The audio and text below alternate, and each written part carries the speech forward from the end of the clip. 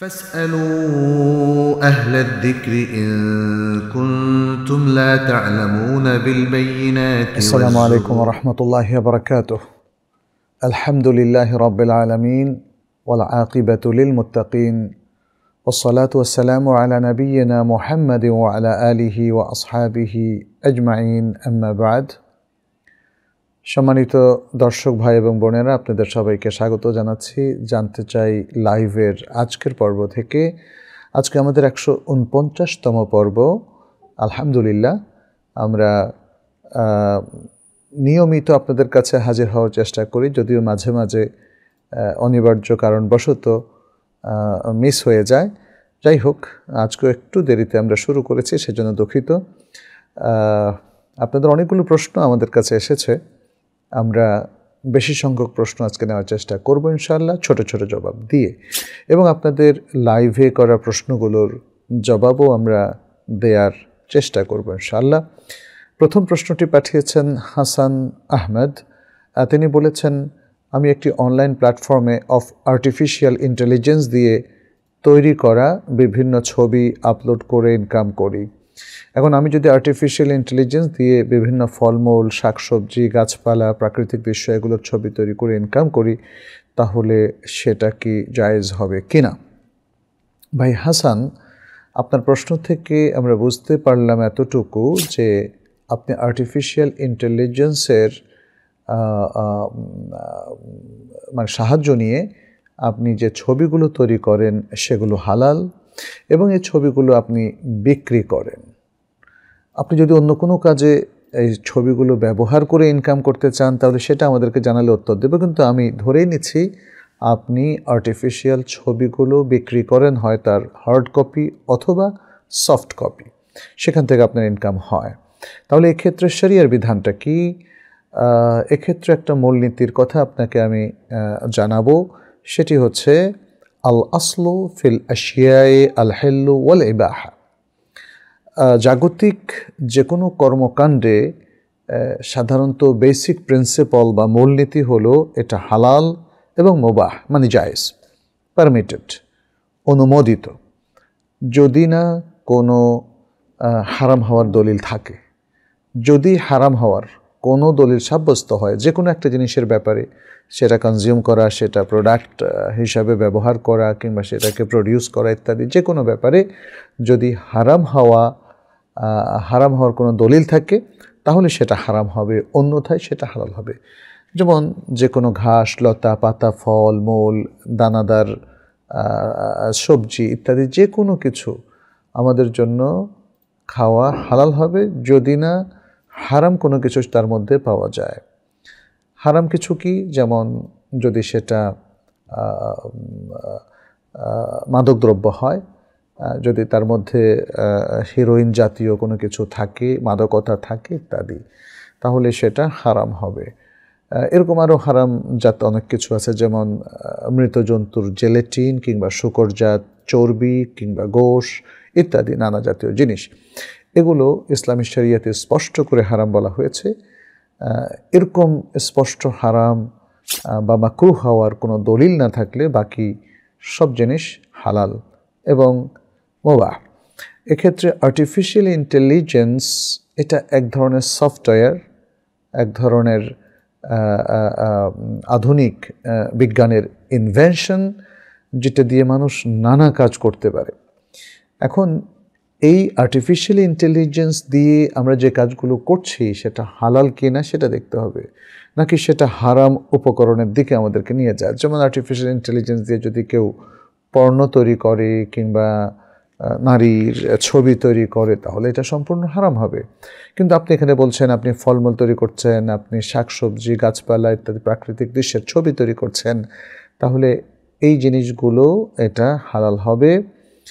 ঠিক আর অন্য সব সফটওয়্যার কিংবা বৈজ্ঞানিক উপকরণের মতো যেগুলোর ব্যবহারের উপর ভিত্তি করে এটা হালাল কি হারাম সেটা বলা হবে।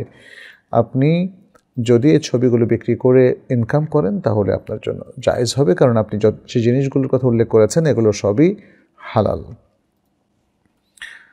আর্কিটেক্ট তানভীর, তিনি আমাদের আজকের দ্বিতীয় প্রশ্নটি পাঠিয়েছেন। বলেছেন, শেখ আমি আর্কিটেকচারের চাকরি করি, মাঝে মধ্যে আমাকে মন্দির, বার, সিগারেট খাওয়ার জায়গা ইত্যাদি ডিজাইন করতে হয়।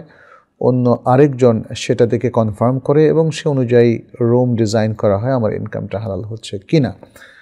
আর্কিটেকচার হিসাবে আপনার কাজগুলো হালাল হবে যদি আপনি হালালের সীমারেখার মধ্যে অবস্থান করেন, কিন্তু আপনি যদি হারামের সীমারেখার মধ্যে চলে যান তাহলে তো আপনার ইনকামের মধ্যে হারাম ঢুকে পড়বে। মুসলিমরা অন্য ধর্মীয় যে শিরক বা পৌত্তলিকতার চর্চা যেখানে হয় তার প্রমোশন করাটা তার জন্য জায়েজ নেই। বার, মদের জায়গা বা মদের ক্লাব এগুলো ডিজাইন করা, যেহেতু মদ নিষিদ্ধ, মদের বারও নিষিদ্ধ, মদের পাত্রও নিষিদ্ধ ইত্যাদি, অতএব এই জিনিসগুলো প্রডিউস করার সাথে যারা কানেক্টেড তাদের ইনকামটা হালাল হবে না। একইভাবে সিগারেটকে আমাদের দেশের অনেকেই মাকরু বলেছেন, আসলে এটা হারাম, কারণ এখানে তামাক রয়েছে, এখানে নিকোটিনের মতো একটা উপকরণ রয়েছে যেগুলো মানবদেহের মারাত্মক ক্ষতি সাধন করে, যে কারণে সিগারেটের গায়ে লেখা থাকে সিগারেট পান মৃত্যু ঘটায়। তো এই খারাপ জিনিসগুলো আসলে হারাম। তাহলে এই যে হারাম জিনিসগুলো যেটা মুসলিমদের জন্য সেবন করা বা সেগুলো চর্চা করা বা সেগুলো প্রডিউস করা হারাম, তাহলে সেগুলো আর্কিটেক্ট হিসাবে যদি আপনি তৈরি করেন বা সেগুলোর প্রমোশনে, সেগুলোর ডিজাইনে আপনার কোনো কন্ট্রিবিউশন থাকে তাহলে সেটা আপনার জন্য জায়েজ হবে না। এমনকি যেটা আপনার এটা প্রাথমিক লেভেলের কাজ হওয়ার পর আরেকজন কনফার্ম করে তাতেও কিছু যায় আসে না, কারণ এখানে একটা মূলনীতি রয়েছে, সেটি হচ্ছে মুসলিমরা তাদের ঈমান ও আকীদার বিপরীত কোনো কাজ করবে না এবং মুসলিমরা পৌত্তলিকতা, শিরক, বেদাত কিংবা পাপকে প্রমোট করবে না। ইসলামে যা নিষিদ্ধ সেগুলোর সাথে কোনোভাবেই তারা সম্পৃক্ত হবে না। এর দলিল তো সূরা আল মাইদার 2 নম্বর আয়াত, আর অনেক দলিল আছে, আমরা এই আয়াতটাই এখানে একটা মাস্টারপিস হিসাবে পেশ করছি। ওয়াতাআওয়ানু আলাল বিররি ওয়াত তাকওয়া ওয়ালা তাআওয়ানু আলাল ইথমি ওয়াল উদওয়ান, আর তোমরা পুণ্য এবং তাকওয়ার ভিত্তিতে পারস্পরিক সহযোগিতা করো, আর তোমরা পাপ এবং সীমালঙ্ঘনের ভিত্তিতে একে অন্যকে সহযোগিতা করো না। আশা করছি আপনি এর মাধ্যমে বুঝতে পেরেছেন যে আপনার এই বিষয়গুলো অ্যাভয়েড করা উচিত। তৃতীয় প্রশ্নটি পেয়েছি আমরা জনাব ইসমাইল হোসেনের কাছ থেকে। তিনি বলেছেন, আমি একজন ওয়েব ডেভেলপার। অনেক সময় কাস্টমার তাদের ওয়েবসাইটে নারীদের ছবি কিংবা বিজ্ঞাপন অ্যাড করে দিতে বলে। আমি ছবি কিংবা অ্যাড তৈরি করি না, আমার কাজ শুধু ওয়েব পেজে প্রদর্শনের ব্যবস্থা করা। এই ধরনের কাজ কি বৈধ? এর থেকে ইনকাম কি হালাল হবে? তার মানে হচ্ছে ভাই ইসমাইল হোসেন, আপনি ওয়েবসাইটে নারীদের ছবি অথবা ছবি সম্বলিত অ্যাড প্রদর্শনের ব্যবস্থা আপনি করে দিচ্ছেন, অর্থাৎ ছবিগুলোকে ওয়েবসাইটে অ্যাড করে দিচ্ছেন, আপলোড করে দিচ্ছেন। কোনো সন্দেহ নেই এগুলো হারাম কাজ এবং এগুলো অত্যন্ত গর্হিত কাজ। মুসলিমরা এই ধরনের কাজে আজকে সম্পৃক্ত হয়ে গেছে। আনফর্চুনেটলি হয়তো এখানে পেমেন্টটা বেশি অথবা কাজগুলো মিক্সড হয়ে গেছে। আমাদের উপর ফরজ এবং ওয়াজিব হচ্ছে হালালের মধ্যে থাকা হারামকে বর্জন করা। অতএব আপনি সেই সব কাস্টমারের কাজ ফ্রিকোয়েন্টলি করতে পারবেন যারা নারী ছবি অথবা নারীকে পণ্য হিসাবে এগুলো প্রদর্শন করে না, এগুলোকে ব্যবহার করে না। অতএব আপনি যা কিছু হারাম, যা কিছু শরীয়তে নট পারমিটেড, অনুমোদিত নয়, সেগুলো অ্যাভয়েড করেই আপনার চাকরি বা ফ্রিল্যান্সিং কাজগুলো, জবগুলো আপনাকে করতে হবে। আপনি যে পরিমাণ হারাম এর সাথে সম্পৃক্ত হন সেই পরিমাণ ইনকাম আপনার জন্য হারাম হবে। সৈকত তিনি চতুর্থ প্রশ্নটি পাঠিয়েছেন, বলেছেন, শেখ, মরণাপন্ন ব্যক্তির জন্য চিকিৎসার খরচ না করলে কি গুনাহ হবে? দেখতে হবে সেই ব্যক্তিটা কে। সে ব্যক্তিটা যদি এমন ব্যক্তি হয় যিনি আপনার কাছ থেকে খোরপোশ পাওয়ার হকদার, যেমন আপনার মা অথবা আপনার বাবা, অথবা আপনার স্ত্রী, অথবা আপনার নাবালক সন্তান, এদের যে কেউ যদি অসুস্থ হয় তাহলে তাদের চিকিৎসার ব্যয়ভার বহন করা আপনার উপর ফরজ, যদি তার সামর্থ্য আপনার থাকে, তা না হলে গুনাহ হবে। কিন্তু যাদের খোরপোশের দায়িত্ব আপনার নয়, তাদের চিকিৎসার ব্যয়ভার বহন করা আপনার জন্য অপশনাল। তবে এটা মানবিক বিষয়। আপনার সামনে একজন মারা যাচ্ছেন আর আপনি কিছুই করছেন না, যা গ্রহণযোগ্য নয়। আমাদের নবী সাল্লাল্লাহু আলাইহি সাল্লাম তিনি নিজের সব সম্পদ দিয়ে মানবতার সেবা করে গেছেন। ফলে আমরা এটাকে মানবিক ব্যাপার বলবো, তবে ফরজ ওয়াজিবের দিক থেকে এটাকে ফরজ বলা যাবে না। এটা আপনার জন্য খুবই স্ট্রংলি রেকমেন্ডেড একটা কাজ, কিন্তু এটা ফরজ নয়, কারণ সেই ব্যক্তিরা আপনার উপর নির্ভরশীল নয়, আপনার আয়লা নয়, এবং তাদের খোরপোশ চালানো আপনার উপর ফরজ নয়। এখানে একটা বিষয় অবশ্য আসে যে আপনার সামনে একজন ব্যক্তি মারা যাচ্ছেন আর আপনি চেয়ে চেয়ে দেখবেন, অথচ আপনার কাছে কাড়ি কাড়ি টাকা। এখানে একটা অব্লিগেশন চলে আসে। এটা একটা স্পেশাল কেস। আমি জেনারেল কেসের কথা বলেছি আপনাদেরকে।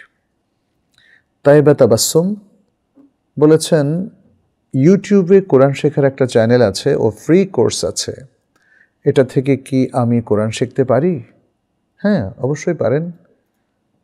যদি ইউটিউবের এই চ্যানেলটা নির্ভরযোগ্য হয়, ভালো কারি দিয়ে তিনি কোরআন শেখান, তাহলে অবশ্যই আপনি সেই ফ্রি চ্যানেল থেকে কোরআন শিখতে পারেন।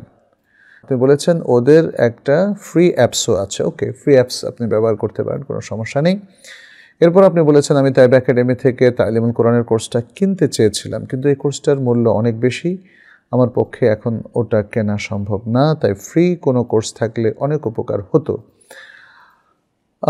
বোন তাইবা তাবাসসুম, আমাদের তো ফ্রি কিছু কোর্স আছে। কোরআনের কোর্সের একটা ফি নেওয়া হয়, এটা মডারেট একটা ফি, যদিও অনেকের জন্য সেটা বেশি হতে পারে। কিন্তু আমাদের এই কোর্সটা তো খুবই ইন্টারঅ্যাক্টিভ একটা কোর্স। এখানে যেমন আপনার ভিডিও রেকর্ডেড ক্লাস আছে, ঠিক তেমনি লাইভ ক্লাস আছে, প্র্যাকটিস ক্লাস আছে, এবং এখানে পরীক্ষা নেওয়া হয়, মূল্যায়ন করা হয়, মৌখিক পরীক্ষা নেওয়া হয়।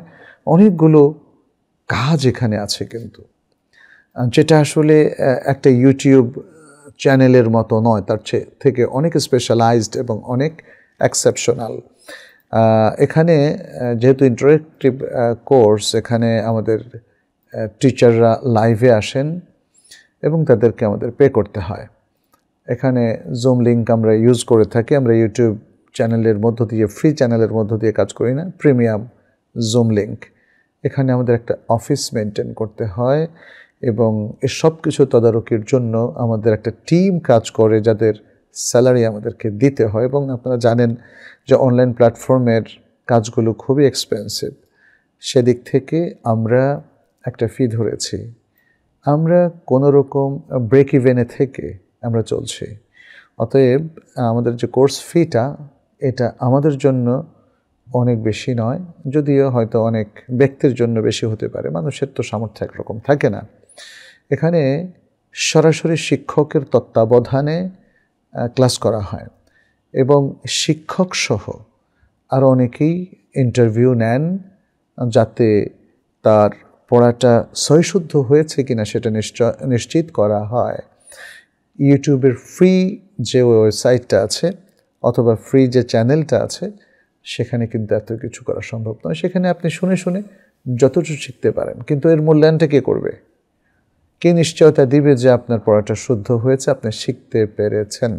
অতএব পার্থক্যটা আশা করি বুঝতে পেরেছেন। এবং আমি মনে করি এই ধরনের শিক্ষা প্রতিষ্ঠান যেগুলো ফি নিয়ে আপনাদেরকে সঠিক শিক্ষা দিচ্ছে, সেগুলোকে আপনারা সহানুভূতির দৃষ্টিতে দেখবেন, এবং এগুলো আসলে সেন্টার অফ একাডেমিক এক্সেলেন্স, এগুলো চেষ্টা করছে আপনাদের কাছে শিক্ষা সেবাটা পৌঁছে দিতে, আপনার দোরগোড়ায় পৌঁছে দিতে। আশা করছি আপনি বুঝতে পেরেছেন। মিনহাজ পারভেজ বলেছেন, রোগ নিরাময়ের জন্য উটের পেশাব পান করা জায়েজ আছে কিনা? বিষয়টা একটা ইখতিলাফি মাসালা হলেও ফিকহের দিক থেকে ইখতিলাফি মাসালা, বাট আমরা হাদিসে, বুখারী মুসলিমের হাদিসে স্পষ্ট আকারে পাই যে রাসূলুল্লাহ সাল্লাল্লাহু আলাইহি সাল্লাম একদল মানুষকে যারা মদিনায় এসেছিল, অসুস্থ হয়ে পড়েছিল, তাদেরকে উটের পেশাব পান করার অনুমতি দিয়েছিলেন, কারণ তাদের বেশ কিছু চর্মরোগ দেখা দিয়েছিল। তো এখানে পরবর্তী ঘটনাটা আমাদের এখানে বলার প্রয়োজন নেই। এখানে যেটা লক্ষ্য করার বিষয়, নবী সাল্লাল্লাহু আলাইহি সাল্লাম রোগ মুক্তির জন্য তাদেরকে উটের পেশাব পান করার অনুমতি দিয়েছেন। হাদিসটা বুখারী এবং মুসলিমের মধ্যে এসেছে। আমরা দেখি যে উলামায়ে কেরামের মধ্যে অনেকেই, বলা যায় যে জমহুর উলামায়ে কেরাম এই মতের প্রবক্তা। কেন নয়? কারণ রাসূল সাল্লাল্লাহু আলাইহি সাল্লাম অনুমতি দিয়েছেন। মুতাকাদ্দিমিনদের মধ্যে এবং মুতাকাদ্দিমিন যারা ডাক্তার, তাদের মধ্য থেকে সকলেই বলেছেন যে উটের দুধ এবং পেশাব দুটোই খুবই উপকারী অনেক রোগের থেকে নিরাময় হওয়ার জন্যে। ইমাম ইবনুল কাইয়িম তিনি জাদুল মাআদের মধ্যে এ ব্যাপারে আলোচনা করেছেন, এবং ইবনু সিনা, যিনি বিখ্যাত একজন ডাক্তার ছিলেন, তার কাছ থেকে তিনি উটের প্রস্রাবের যে মেডিকেল গুণাগুণ আছে সেটি তিনি নকল করেছেন, এখানে বর্ণনা করেছেন।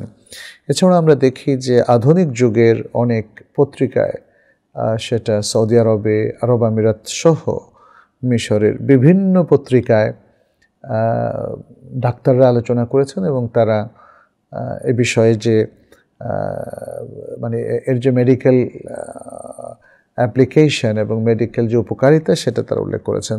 কয়েকজন ডাক্তারের মধ্যে আমরা দেখি, যেমন ডাক্তার আহলাম আল আইওয়াদি মাজাল্লাত দাওয়ার মধ্যে তিনি এই আলোচনাটা করেছেন। তারপরে আরব আমিরাতের আল ইত্তেহাদ নামক পত্রিকায় সেখানেও এই আলোচনাটা এসেছে। তারপরে আল জাজিরা সৌদিয়া এই সাহিফায়, এই পত্রিকায়ও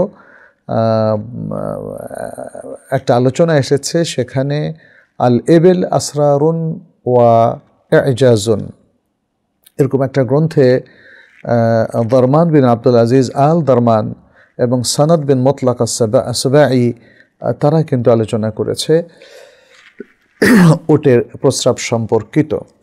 ফলে আমরা বলবো যে এটা সার্বিক দলিল এবং আধুনিক মেডিকেল সায়েন্সের দৃষ্টিতে এটা নিরাময়ের একটা মহৌষধ। এখন সেবন করাটা তো ওয়াজিব নয়। উটের প্রস্রাব সেবন করাটা এটা ওয়াজিব নয়। যদি কারো রুচিতে সেটা না ধরে তাহলে তিনি অবশ্যই পান করবেন না। আমরা যেমন দেখি যে কাঁকড়া অনেকে খেতে পারেন না, কিন্তু কাঁকড়া খাওয়াটা তো জায়েজ। কেউ কেউ মাকরু বলেছেন, বাট আমি আরব দেশে অনেক বড় বড় মুফতি সাহেবদেরকে হজের সময় কাঁকড়া খেতে দেখেছি, শামুক খেতে দেখেছি। তো সুতরাং সামুদ্রিক যে মাছ ছাড়াও আরও অন্যান্য প্রাণী রয়েছে, অনেক উলামায়ে কেরাম, বিখ্যাত স্কলাররা সেগুলোকে জায়েজ বলেছেন। কিন্তু কারো যদি রুচিতে না হয় তাহলে তারা খেতে বাধ্য নন। ওমর হাসান একটা প্রশ্ন পাঠিয়েছেন। তিনি বলেছেন, আমি নর্থ সাউথ বিশ্ববিদ্যালয় বিএস ইন সিএসির ছাত্র। আমাকে একজন প্রফেসর তার রিসার্চ অ্যাসিস্ট্যান্ট হওয়ার প্রস্তাব দিয়েছেন। তিনি আমাকে তার যে কোনো একটি রিসার্চ টিমে যোগ দিতে বলেছেন। সাধারণত তার রিসার্চ টিমগুলোতে নারী পুরুষ উভয়ই একসাথে কাজ করে। এই কাজটি ব্যাচেলার্স ডিগ্রির জন্য বাধ্যতামূলক না, তবে সৌদি আরবে মাস্টার্স পিএইচডি স্কলারশিপ পাওয়ার জন্যে ব্যাচেলার্সে রিসার্চ অ্যাসিস্ট্যান্ট হিসাবে অভিজ্ঞতা থাকাটা অনেক কাজে আসে। আমার জন্য কি এই চাকরিটি নেওয়া জায়েজ হবে শেখ? উল্লেখ্য যে এই প্রফেসর মূলত মেডিকেল সেক্টরে এআই এর অ্যাপ্লিকেশন সংক্রান্ত গবেষণা করে থাকেন। জাযাকাল্লাহু খায়রান, বারাকাল্লাহু ফিকুম ইয়া আমার। আমি বলবো যে নারী পুরুষ যেখানে একসাথে কাজ করে সেটা অ্যাভয়েড করাটাই আমাদের জন্য উত্তম। তবে আমাদের শিক্ষা প্রতিষ্ঠানগুলোতে যে হারে কোএডুকেশন চালু হয়েছে, তাতে যদি আমরা সবগুলোকে অ্যাভয়েড করি তাহলে শিক্ষা লাভ করাটা এবং ভালো প্রতিষ্ঠানে যেখানে পড়াশোনাটার মান ভালো, সেই শিক্ষা প্রতিষ্ঠানে শিক্ষা নেওয়াটা কঠিন হয়ে পড়বে। যে বিশ্ববিদ্যালয়ের কথা আপনি বলেছেন, সে বিশ্ববিদ্যালয়ে তো আপনি ব্যাচেলর পড়ছেন, সেখানে তো নারী পুরুষ আছে। তাহলে রিসার্চ অ্যাসিস্ট্যান্টের টিমে যেখানে নারী পুরুষ আছে, আপনি সেই প্রশ্নটা করছেন কেন? আমার বিশ্বাস যে যেহেতু একসাথে নারী পুরুষের সাথে কাজ করার বিষয়ে আপনার একটা রিজার্ভেশন আছে এবং থাকাটাই খুব স্বাভাবিক মুসলিম হিসাবে, তাহলে সেই রিজার্ভেশন নিয়ে আপনি সকল কর্মক্ষেত্রেই যদি নিজেকে ফ্রি মিক্সিং থেকে প্রোটেক্ট করতে পারেন এবং নারীর সাথে আপনার পর্দাটা মেনটেন করতে পারেন এবং তাদের সাথে অবাধ যে যোগাযোগ সেটাকে অ্যাভয়েড করতে পারেন, তাহলে আমি মনে করি যে আপনার জন্য এই শিক্ষা গ্রহণ করা যেতে পারে, যেমনটি আপনি ব্যাচেলর ডিগ্রির ক্ষেত্রে করছেন। তবে আমরা সবসময় বলি, এখনও বলবো যে ইসলামে কো এডুকেশনের সিস্টেমটা নেই, এটা শরিয়া অ্যালাউ করে না। যখন কেউ সেরকম পরিবেশে পড়াশোনা করে, তাদের উপর ওয়াজিব হচ্ছে পর্দা মেনটেন করা। দিলওয়ার ইসলাম তিনি আমাদের কাছে একটি প্রশ্ন পাঠিয়েছেন, বলেছেন কারো ওয়াইফাই চুরি করে হ্যাক করে অনেক চালিয়েছি, অনেক ওয়াজ গজল ডাউনলোড করেছি, ইসলামিক অ্যাপস সাধারণ অ্যাপস ডাউনলোড করেছি, তার মধ্যে হোয়াটসঅ্যাপ ডাউনলোড করেছি চুরি করা ওয়াইফাই দিয়ে। তার মাধ্যমে অনলাইনে 2টি ইসলামিক বই আমার টাকা দিয়ে কিনেছি, সবগুলোই কি হারাম হয়ে যাবে? মানে চুরি করা ওয়াইফাই দিয়ে অনলাইনে ঢুকেছেন, তারপরে নিজের টাকা দিয়ে আপনি বই কিনেছেন। আপনার প্রশ্ন হচ্ছে সবগুলো হারাম হয়ে যাবে কিনা, বই দুটোও কি হারাম হয়ে যাবে? এ পাপ থেকে বাঁচতে সব কিছু কি ডিলিট করে দিতে হবে, নাকি তার কাছে ক্ষমা চাইলে হবে? ক্ষমা চাওয়ার সুযোগ না থাকলে ওই পরিমাণ টাকা তার পক্ষ থেকে দান করে দিলে হবে? এই ওয়াসওয়াসাগুলো অনেক দিন থেকে আমার কাছে আছে বা ওয়াসওয়াসার মধ্যে পড়ে আছি। এ থেকে বাঁচার কিছু উপায় বলবেন প্লিজ। আপনার ওয়াসওয়াসা থেকে বাঁচার বিষয়টা তো আরেকটা বিষয়। তার আগে যেই বিষয় আপনি প্রশ্ন করেছেন যেগুলো হারাম কিনা, কোনো সন্দেহ নাই ওয়াইফাই চুরি করা হারাম, অনলাইনের কোনো জিনিস চুরি করা হারাম, একজনের কম্পিউটার থেকে কোনো সফটওয়্যার চুরি করা হারাম। আপনি যত আনঅথরাইজড কাজ করবেন সবটাই আপনার জন্য হারাম হবে, কোনো সন্দেহ নেই। অতএব যা যা করেছেন সেটা আপনার জন্য হারাম হয়েছে। তবে এ থেকে উত্তরণটা কি? আপনি তার কাছে ক্ষমা চাইলে হবে, তিনি যদি ক্ষমা করে দেন। আবার যদি ক্ষমা চাওয়ার সুযোগ না থাকে, তাহলে আপনি তার পক্ষ থেকে কি দান করবেন, কতটুকু দান করবেন? ওয়াইফাই যে সময়টা, যে মাসে আপনি ওয়াইফাইটা ইউজ করেছেন সেই মাসের পুরো টাকাটা আপনি দান করে দেন তার পক্ষ থেকে, সেটা একটা বিকল্প হতে পারে। আল্লাহ হয়তো আপনাকে এই কারণে মাফ করবেন কারণ তার পক্ষ থেকে আপনি সাদাকা করেছেন, কারণ তার ওয়াইফাইয়ের জন্য হয়তো মাসে সে 1000 টাকা এটা রেন্ট দিত, আপনি সেই রেন্ট পুরোটাই তার নামে সাদাকা করবেন, তাহলে মানে তিনি হয়তো তার রেমুনারেশনটা, রিওয়ার্ডটা পাবেন, আর ওয়াইফাইটা তখন আপনার জন্য পুরো জায়েজ হবে আমরা বলছি না, বাট একটা বিকল্প হিসাবে কাজ করবে। আর আরেকটা বলছেন যে আপনি যা কিছু ওয়াইফাই এর মাধ্যমে, এই অবৈধ ওয়াইফাইয়ের মাধ্যমে আপনি যা কিছু ডাউনলোড করলেন বা কিনলেন অনলাইনে, সেগুলো কি হারাম হবে কি না?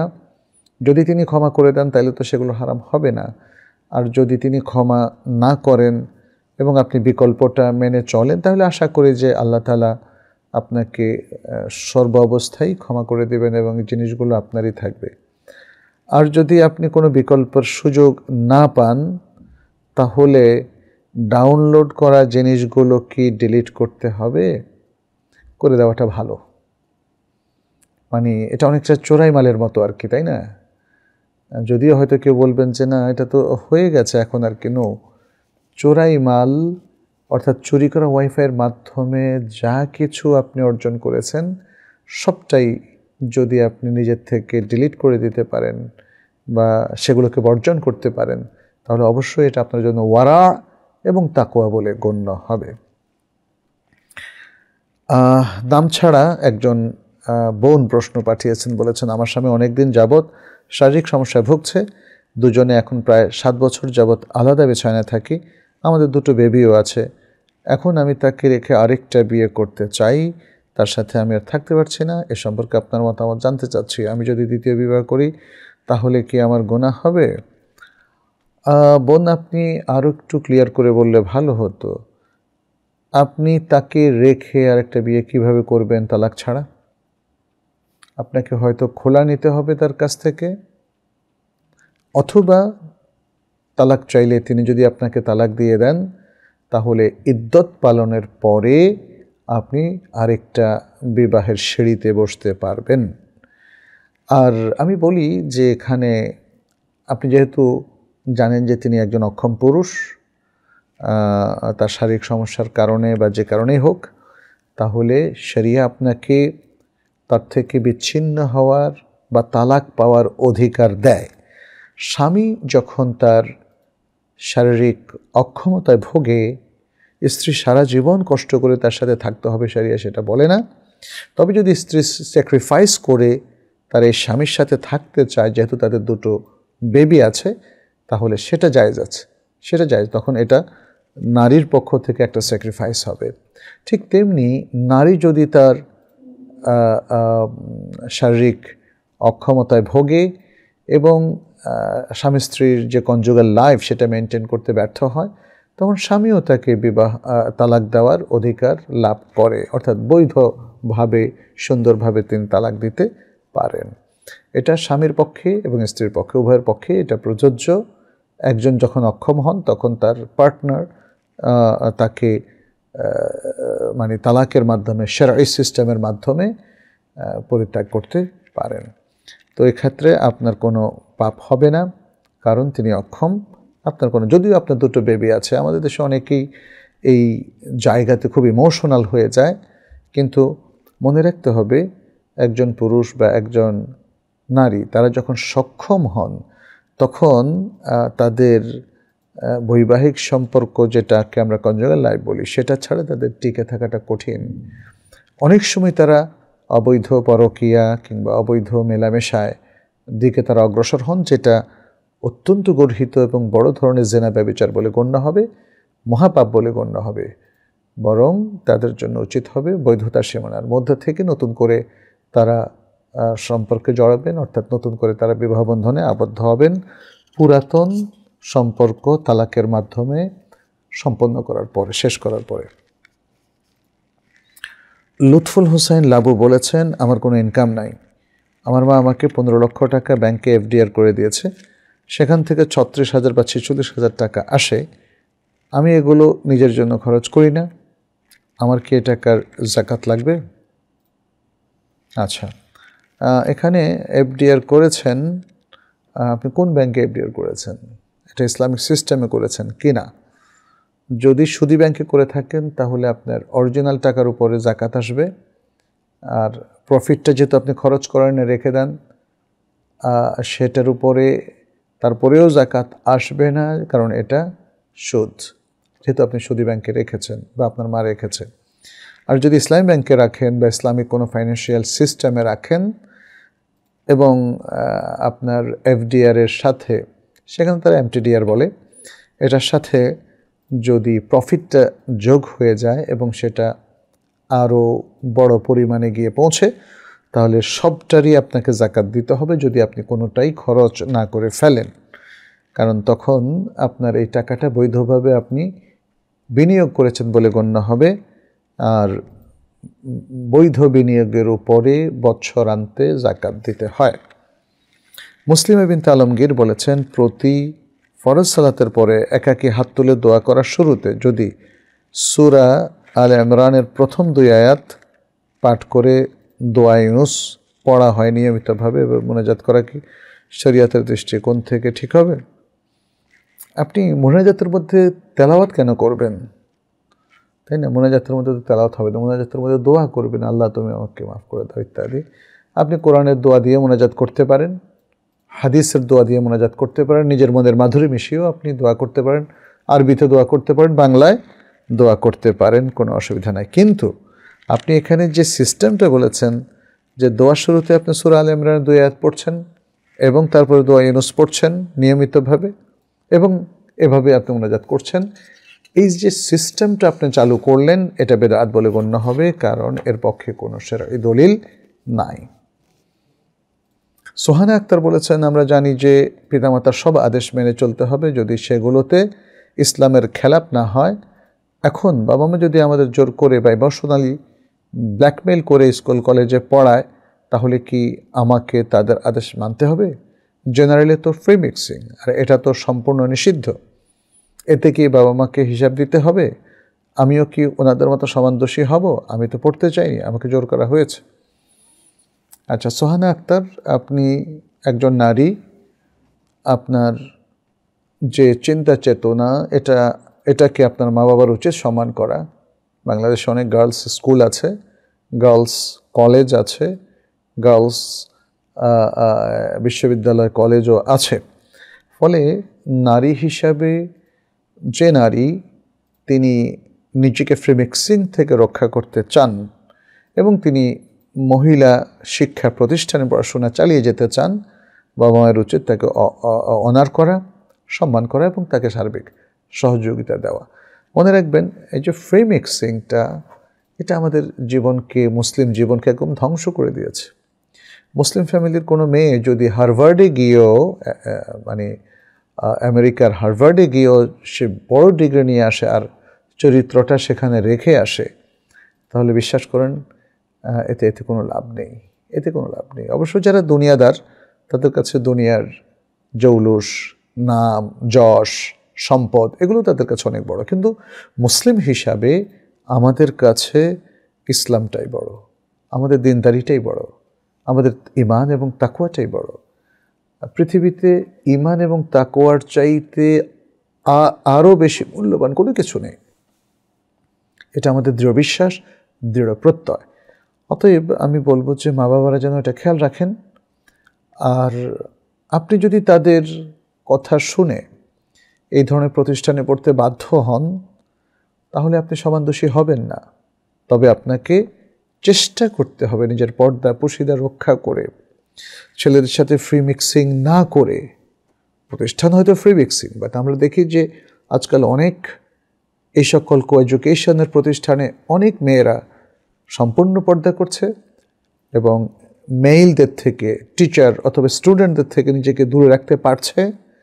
পাবলিক প্রতিষ্ঠানগুলোতে এরকম বহু নজির রয়েছে।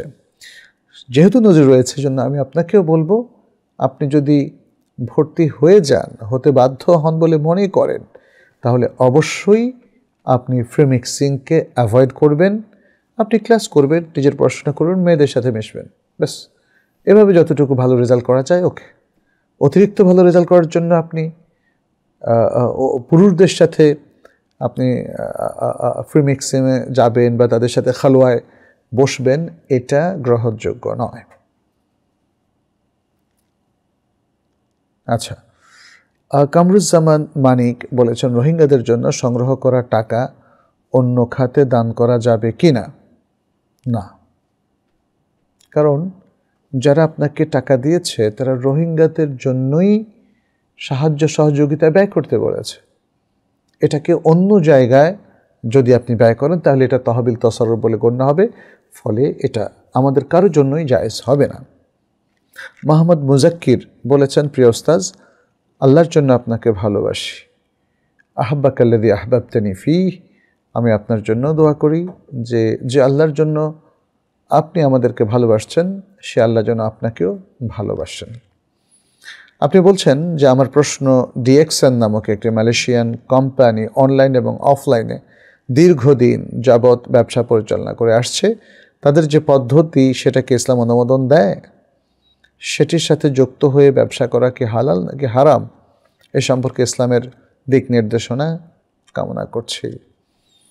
আচ্ছা, প্রথম হচ্ছে ডিএক্সএন, এটা আসলে মূলত কী ধরনের ব্যবসা করে সেটা আপনি অত বিস্তারিত বলেননি। আপনি শুধু বলছেন অনলাইন অফলাইনে তারা দীর্ঘদিন যাবৎ ব্যবসা পরিচালনা করে আসছে। তাদের পদ্ধতিটা কি?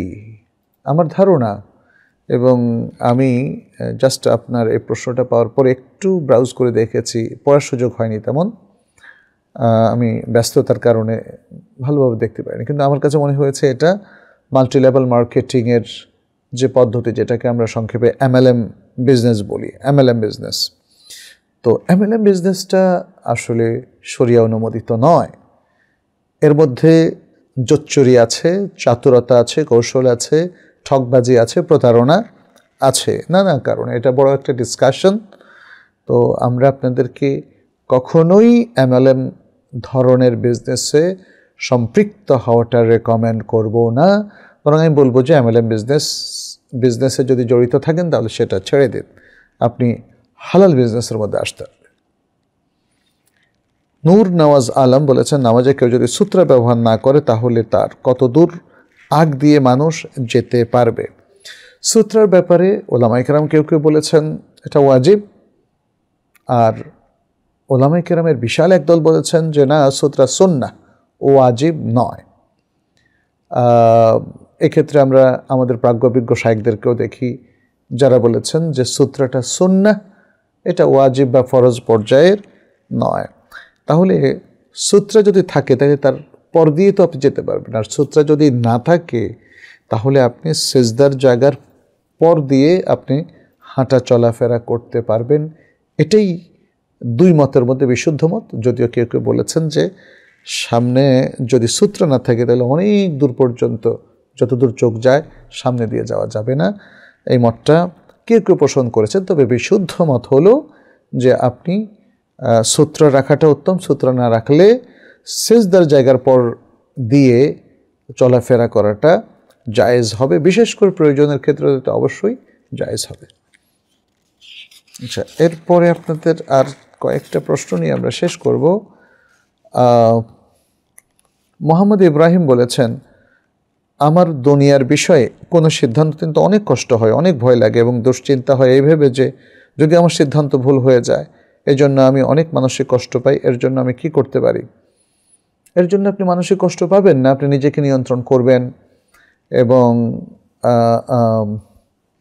আপনি নিজেকে অভ্যস্ত করবেন, ট্রেনিং নেবেন যে কীভাবে ডিসিশন মেক করতে হয়, এবং ট্রেনিং নেবেন, তারবিয়া নেবেন যে কীভাবে শরিয়াসম্মত ডিসিশন মেক করতে হয়। আপনি অবশ্যই এমন ডিসিশন নেবেন না যেটা শরিয়ার সাথে সাংঘর্ষিক, যাতে আল্লাহ ক্রুদ্ধ হন, রুষ্ট হন। তাহলে দেখবেন যে আপনার সব কিছু কেটে যাবে ইনশাআল্লাহ। নাহিদ আক্তার বলেছেন, এক হিন্দু দাঁতের ডাক্তারকে দিয়ে দাঁতের চিকিৎসা করাতে গিয়ে আমার ক্ষতি হয়, এখন ওই হিন্দু ডাক্তারের কাছ থেকে ক্ষতিপূরণ বাবদ টাকা নিলে কি গুনাহ হবে? আমার দাঁতের চিকিৎসা শেষ হবার পর যদি টাকা বেঁচে যায় তাহলে ওনাকে ফেরত দিয়ে দিতে হবে, নাকি অন্য কোথাও ওনার পক্ষ থেকে দান করে দিব? হ্যাঁ বোন নাহিদ আক্তার, দাঁতের চিকিৎসা অথবা অন্য যে কোনো চিকিৎসা করতে গিয়ে যদি কেউ কারো অঙ্গহানি করে ফেলে এবং ভুল করে ফেলে এবং সে ভুলের মাসুল দিয়ে যদি সে ক্ষতিপূরণ দেয় তাহলে এটা জায়েজ হবে। এই ক্ষতিপূরণটা আপনি মুসলিম থেকেও নিতে পারেন, হিন্দু থেকেও নিতে পারেন, খ্রিস্টান থেকেও নিতে পারেন, বৌদ্ধ থেকে নিতে পারেন, অন্য যে কোনো মানুষ থেকে নিতে কোনো অসুবিধা নাই। এই ক্ষতিপূরণটা তো আর হারাম কিছু নয়, যদি ইনসাফ ভিত্তিক এই ক্ষতিপূরণটা আপনি নিয়ে নেন।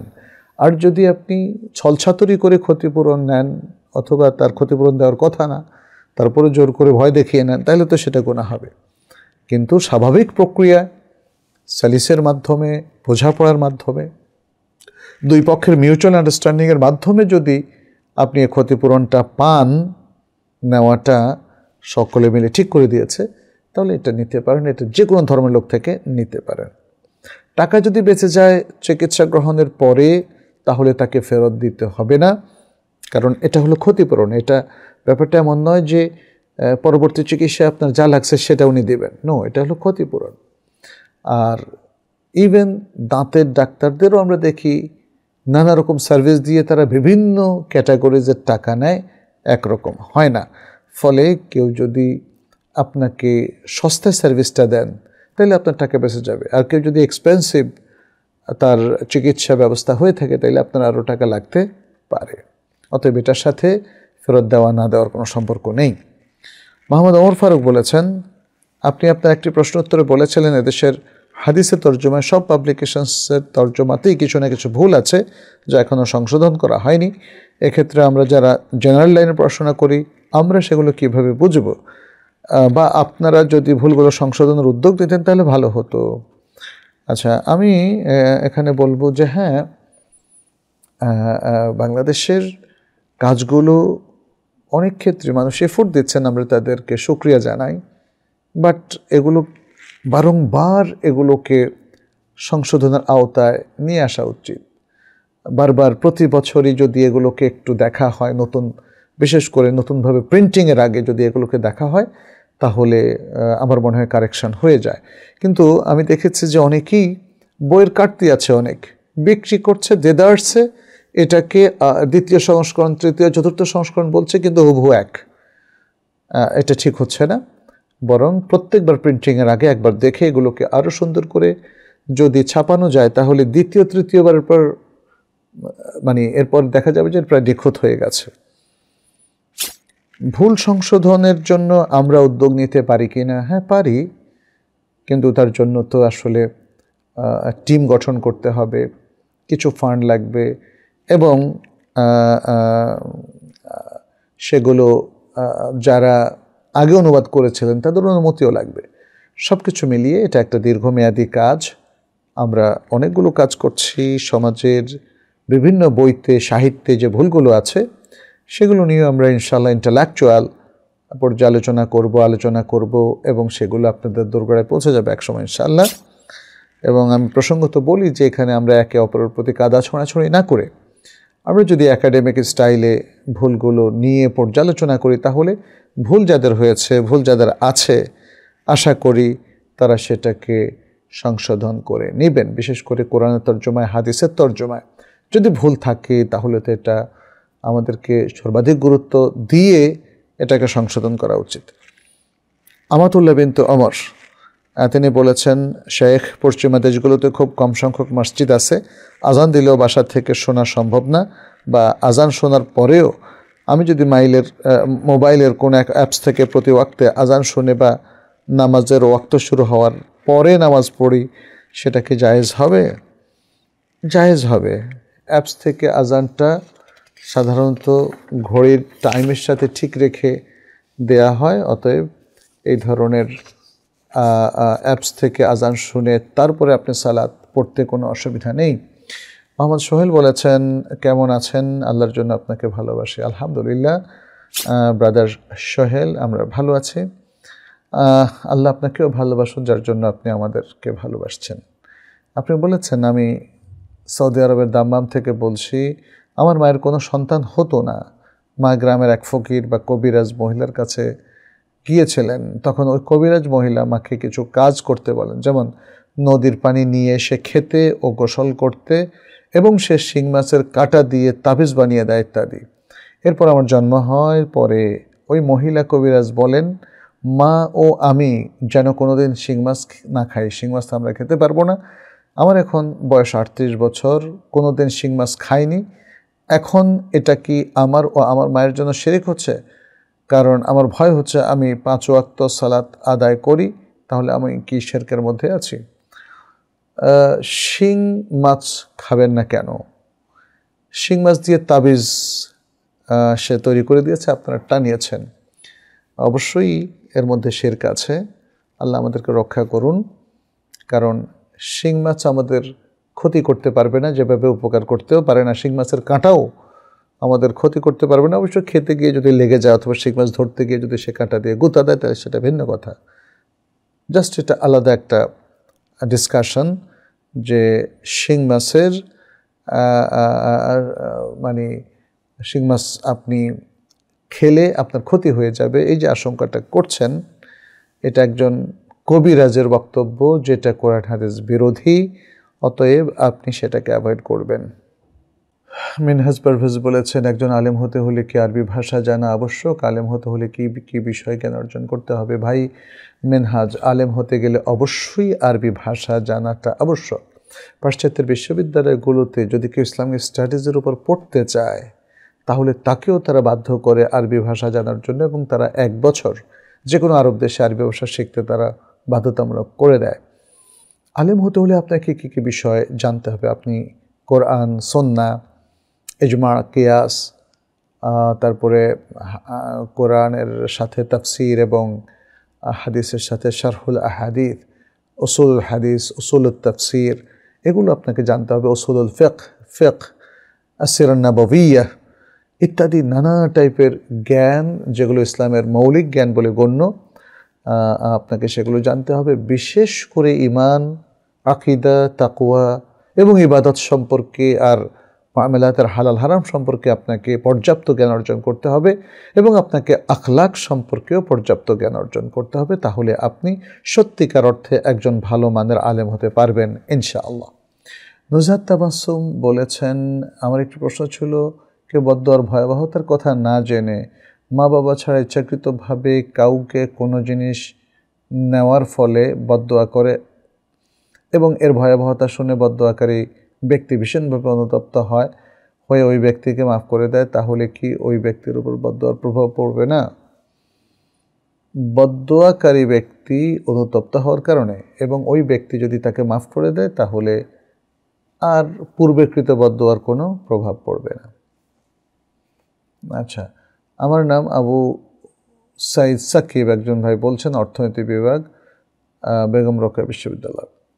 ছাত্র অবস্থায় এমন শর্তে কি বিয়ে করা জায়েজ হবে? ছেলের লেখাপড়া শেষ না হওয়া পর্যন্ত মেয়ের বাবার বাড়িতে বাবার ভরণ পোষণে চলবে, অন্যথায় স্টুডেন্টের জন্য বিয়ে করা কঠিন হয়ে যায়, লজ্জাস্থানের হেফাজত করাই প্রায় অসম্ভব। আসলে একটা ছেলের জন্য এরকম শর্তটা সঙ্গত নয়। তিনি শ্বশুর কাছ থেকে ভরণ পোষণ নেবেন ইত্যাদি, অথবা তার বাড়িতে থাকবেন, এটা সঠিক নয়। কারণ স্ত্রীর খোরপোশ এবং তার অন্ন বস্ত্র বাসস্থানের ব্যবস্থা স্বামীকেই করতে হবে। তবে মেয়ের বাবা যদি স্বেচ্ছাপ্রণোদিত হয়ে তার বাসায় তাদের থাকার ব্যবস্থা করে, ভরণ পোষণের ব্যবস্থা করে, অনেক বাবারা তার মেয়ের জন্য সেটা করে থাকেন এবং মেয়ের জামাইকে তার ঘর জামাই হিসেবে রাখেন। এটা জায়েজ আছে। তবে এটা একজন পুরুষের জন্য কতটা সম্মানজনক সেটা একটু ভেবে দেখতে হবে। মোহাম্মদ গোলাম রাব্বি বলেছেন, যে ব্যক্তির ইনকাম হালাল হারাম মিশ্রিত তার কোনো ইবাদত আমলে কি কবুল হবে না? সকল ইবাদত বাতিল হবে এটা বলাটা যাবে না। তবে হালাল হারাম মিশ্রিত ইনকাম যদি কেউ করেন তাহলে তার দোয়া কবুল হবে না। আর যেহেতু রাসূল সাল্লাল্লাহু আলাইহি ওয়াসাল্লাম বলছেন আন্না ইউস্তাজাবু লাহ, তার দোয়া কীভাবে কবুল হবে, এটার উপর ভিত্তি করে অনেকে বলছেন দোয়া যেহেতু একটা অত্যন্ত গুরুত্বপূর্ণ ইবাদত, অতএব অন্য ইবাদতগুলো এর দ্বারা এফেক্টেড হবে, অর্থাৎ কবুল হবে না। যদিও হাদিসে সকল ইবাদত তার বাতিল হয়ে যাবে, শুধুমাত্র হারাম ইনকামের কারণে এটা কোথাও বলেনি। সকল ইবাদত বাতিল হবে যদি কেউ শিরকে লিপ্ত হয়, যদি কেউ কুফরিতে লিপ্ত হয় বা নাস্তিকতাতে লিপ্ত হয়। কিন্তু যদি সে কোনো হালাল খেয়ে ফেলে, হালাল ইনকাম করে ফেলে, তাতে সকল ইবাদত বাতিল হবে না, এটাই বিশুদ্ধ মত। আনোয়ার হোসেন বলেছেন, লোন নিয়ে ব্যবসা করে যদি ব্যবসার লাভের টাকা দিয়ে মূল ঋণ এবং সুদ পরিশোধ করা হয় তাহলে ব্যবসার লাভের টাকা হালাল হবে কি না? এটা হালাল হতে পারে, কারণ লোনের মূল টাকাটা তো আসলে এখানে সুদ ছিল না। সুদ এটা পরে সে ক্রিয়েট করেছে লোন শোধ করার জন্য, প্লাস লোনের সাথে যে সুদটা সম্পৃক্ত করা হয়েছিল সেটা শোধ করার জন্য। তো এই ক্ষেত্রে একটু সূক্ষ্মভাবে চিন্তা করলে আপনি বুঝবেন যে তার এই যে লোন নেওয়াটা, লোনের মাধ্যমে ব্যবসা করাটা, সেটা তার জন্য গর্হিত নয়। গর্হিত হচ্ছে সে যখন সুদের ভিত্তিতে লোনটা নিল, এটা একটা গর্হিত কাজ। আর দ্বিতীয় হচ্ছে যখন সে তার মূলধনের পাশাপাশি সে সুদটাও সে শোধ করতে হলো বা পরিশোধ করছে, কারণ সে ব্যবসা করছে লোন দিয়ে আর সুদটা পরিশোধ করছে, তাহলে এই সুদ দেওয়াটা এটা বিশাল গর্হিত একটা অপরাধ, পাপের কাজ। নবী সাল্লাল্লাহু আলাইহি ওয়াসাল্লামের এই সকল কিছু হারাম করা সম্পর্কে জাবের ইবনে আব্দুল্লাহ রাদিয়াল্লাহু তাআলা বলছেন, সহিহ মুসলিমের হাদিস, যে ব্যক্তি সুদ খায়, সুদ দেয়, এটা লোন নিয়ে সুদ দেয়, এবং যে সুদ লেখে, যে সুদের সাক্ষী দেয়, সেটা তার জন্য পাপ, এবং বলেছেন যে এই পাপে তারা সবাই সমান। আচ্ছা, তো আমরা আজকে এই পর্যন্ত শেষ করছি। সম্মানিত ভাই এবং বোনেরা, আশা করছি আপনারা আমাদের প্রোগ্রামগুলো নিয়মিত দেখবেন। আল্লাহ যেন আমাদের সবার ভুল ত্রুটি এবং পাপকে ক্ষমা করেন, আমাদেরকে দুনিয়া আখিরাতে কামিয়াবি দান করেন, কল্যাণ দান করেন। এতটুকু দোয়া রেখে আপনাদের সবাইকে ধন্যবাদ জানিয়ে আজকের মতো এখানেই শেষ করছি। হাদা সাল্লাল্লাহু ওয়াসাল্লামা আলা নবিয়িনা মুহাম্মদ ওয়া আলা আলিহি ওয়া আসহাবিহি আজমাইন। সুবহানাকাল্লাহুম্মা ওয়া বিহামদিক আশহাদু আল্লা ইলাহা ইল্লা আনতা আস্তাগফিরুকা ওয়া আতুবু ইলাইক। ওয়া আসসালামু আলাইকুম ওয়া রাহমাতুল্লাহি ওয়া বারাকাতুহু।